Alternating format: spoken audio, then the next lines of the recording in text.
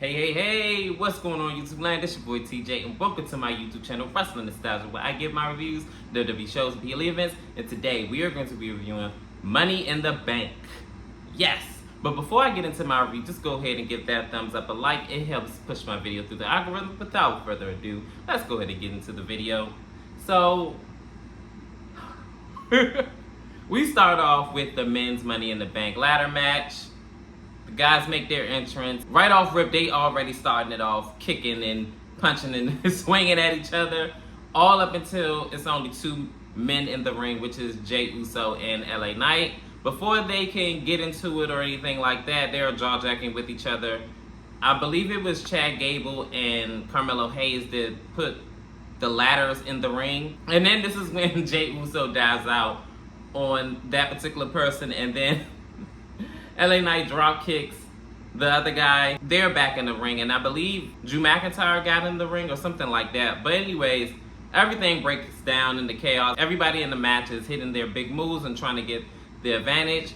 I remember at another point in the match, it was like a really good spot where Carmelo Hayes did like a clothesline and he knocks down Andrade off of the ladder. And it was another spot where he was about to do it like another move, but as Carmelo Hayes is jumping onto the ropes, Andrade meets him there, and then he winds up hitting like a reverse Spanish fly. That was like so gnarly at that move. I remember at certain points in the match, it looked like it was going to be Chad Gable that was going to win the Money in the Bank. And I remember at another point where it was Andrade, Carmelo Hayes, and LA Knight on the ladder. And as they're all battling up the ladder, Andrade winds up hitting a sunset flip powerbomb and put Carmelo Hayes through the ladder. Oh my goodness. When I seen that, I thought that man was gone. He was not with us anymore. Yo, it was like a lot of hot spots in this match. Like, oh my goodness, it was a spot fest. But I'm going to get right towards the end of the match. Towards the end of the match, Chad Gable wind up doing the whole TLC 2 match spot, you know, where Jeff Hardy is on the ladder and he is holding on to the titles and he winds up getting speared. But instead, he winds up dropping down as he's like dangling from the ladder. He drops down and then he eats a spear. And it looks like Jey Uso is about to go ahead and yeet to the bank, but no. Here comes Drew McIntyre. He throws that ladder right square in his face and crushes Jey Uso's dreams, no pun intended, and he winds up climbing the ladder, and he is Mr. Money in the Bank. Yes. Drew McIntyre is Mr. Money in the Bank. Yay. The crazy thing about it is, I said earlier that, to myself anyway, that Drew McIntyre was going to win. I don't know why, I just had like a bad feeling that he was going to win. And my prediction came true, and he won, so well, I don't really have anything much to say or to add to that. It's just, he's not my first pick. He probably wasn't even going to be my last. Only people that I really wanted to see win was LA Knight, Carmelo Hayes, and Jey Uso. Maybe not in that particular order, but Drew McIntyre, I mean, it is what it is. Congratulations. Yeah. In this next matchup, it is for the Intercontinental Championship. It is Sami Zayn versus Braun Breaker.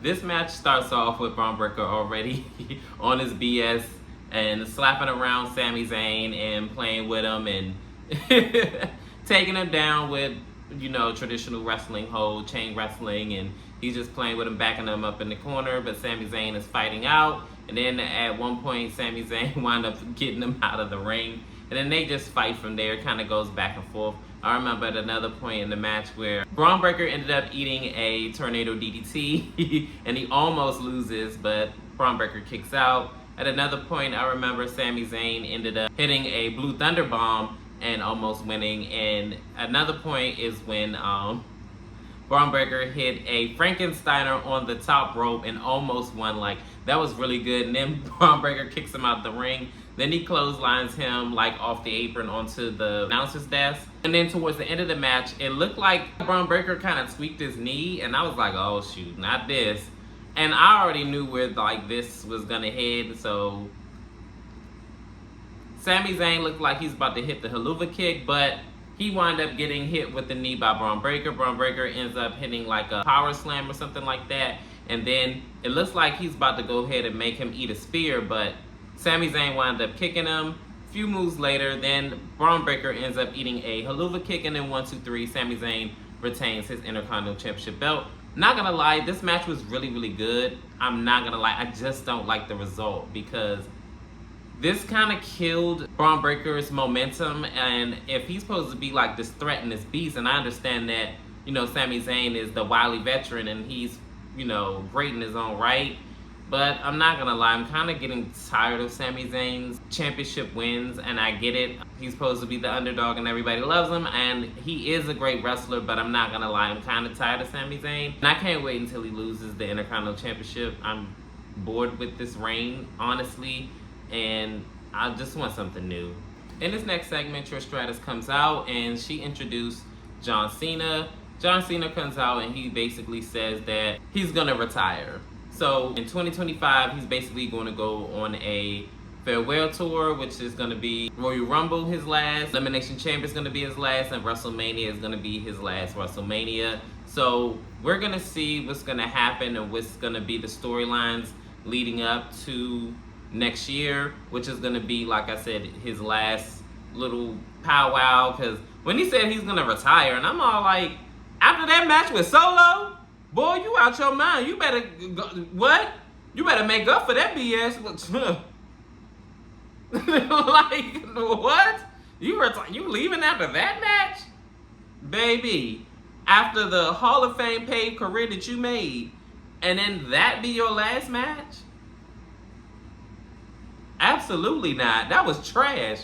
But he says that all those particular events is going to be his last. As far as wrestling wise, because I'm pretty sure he's always going to be, you know, a part of WWE. He's been a big pillar post and a big needle mover for the upwards to 10 years, 10, 15 years. There was no way in the world that he was just gonna like go out like that. I already knew better. He just loved tugging on people's heartstrings. Like, I don't know why you try to play with people like that. But anyways, he says that he's gonna go on the farewell tour, and I'm definitely looking forward to it. I want to see like a lot of dream matches. Hopefully he goes out on his sword, whoever he faces, and I am going to be here for it. I don't know who's his absolute last final WrestleMania match is going to be. I don't even know who to like even pick out of a hat to say like this is going to be the perfect opponent for him, but I do have a couple of people in mind who I do want him to face, but we're going to have to see what's going to happen next year. He also said that he's going to be a part of Raw as far as their deal with Netflix. He's going to be there, and I can't wait for that either. Can't wait to see all the matches and dream matches that he's going to be a part of when WrestleMania leading up to his farewell tour. In this next segment, it is the Judgment Day, and they're all in their locker room, and Damian Priest says that Drew McIntyre, not everybody stays out of my business. Everybody. So he looks at Finn Balor like, yeah, especially you, because I know you don't like to listen. So he walks off after, you know, giving everybody a dap, and they wish him good luck. So after Damian Priest leaves, Finn Balor says, whatever you want, boss. And I'm all like, and he said that so menacing. I was like, oh, shoot. I think I know what's about to happen. Damian, you was in trouble, boy. In this next matchup, it is for the World Heavyweight Championship. It is Damian Priest versus Seth Rollins. This match started off hot and heavy.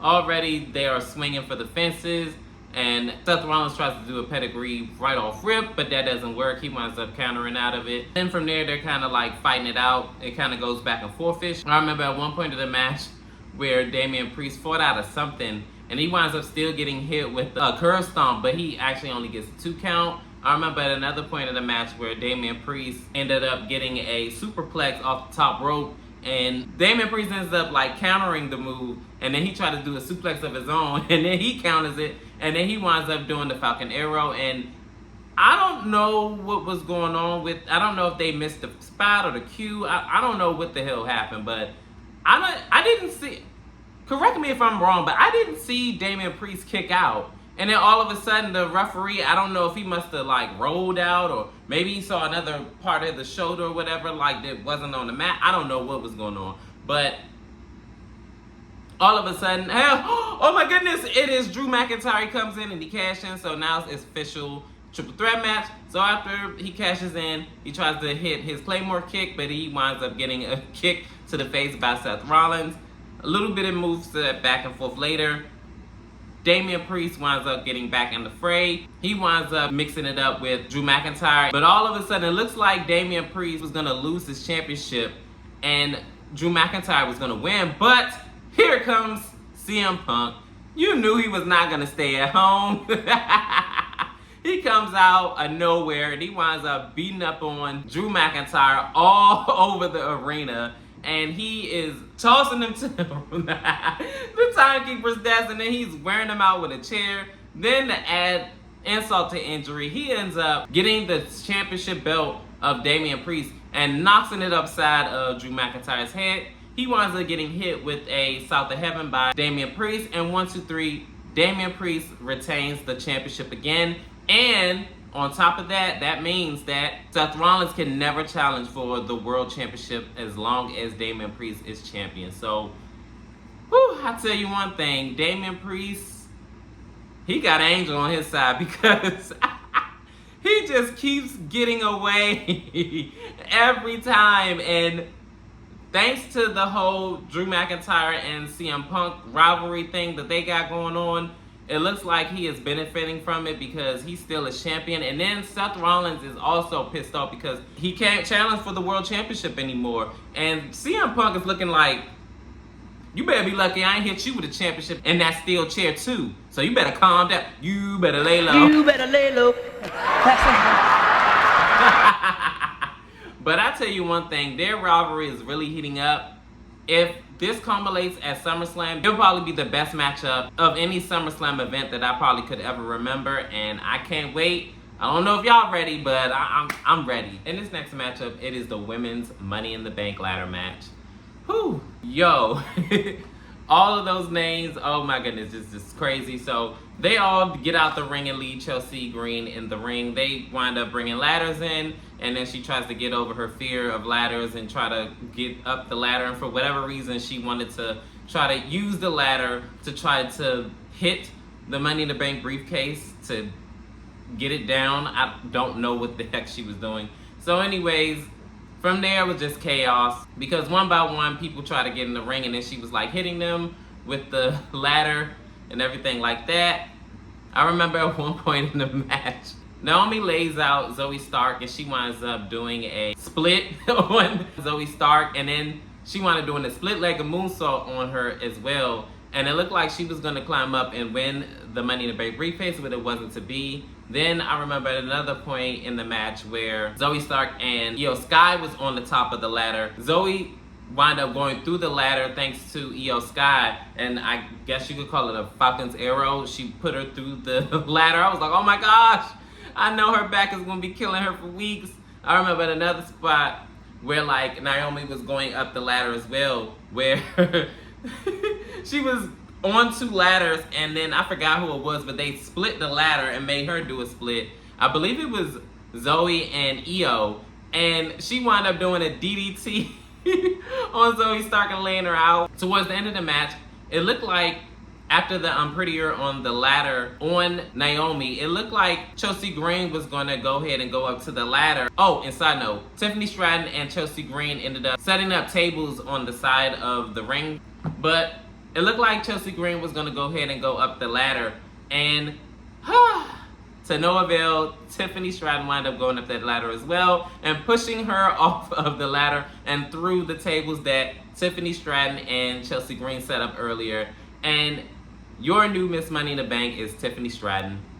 Yo, it was looking very bleak for Tiffany Stratton for weeks now, and I did not expect for her to win the Money in the Bank.